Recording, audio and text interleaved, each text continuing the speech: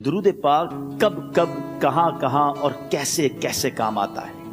ایک بہت ہی خوبصورت واقعہ، بڑا ایمان افروز واقعہ ہے جو میں آپ کے سامنے پیش کرتا ہوں۔ ایک دوست نے اپنے ایک دوسرے دوست کو قرض دیا، اور جب اس نے قرض دیا تو وہ قرض ایک بڑی اماؤنٹ تھی، 3000 دینار۔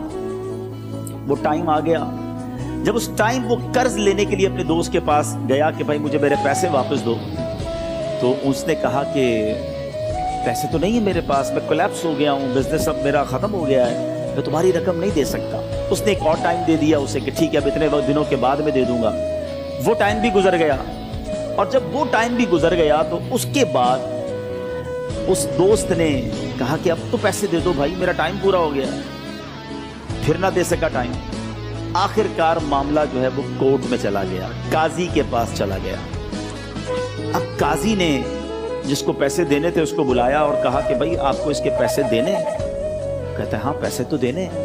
تو کہا پھر دیتے کیوں نہیں ہو؟ پیسے ہیں ہی نہیں، کاروبار ہی ختم ہو گیا ہے، قرضہ تو لیا تھا، اب میرے پاس بچا ہی کچھ نہیں ہے۔ تو کہا اچھا اب یہ بتاؤ کہ کب دو گے، کیسے دو گے؟ اس نے کہا بس میرے پاس پیسے ہی نہیں ہیں۔ تو کہا اب تمہارے پاس 30 دن کا ٹائم ہے، 30 ڈیز میں یا تو اس کے پیسے لوٹا دو یا 30 دن کے بعد تمہیں قید کر دیا جائے گا۔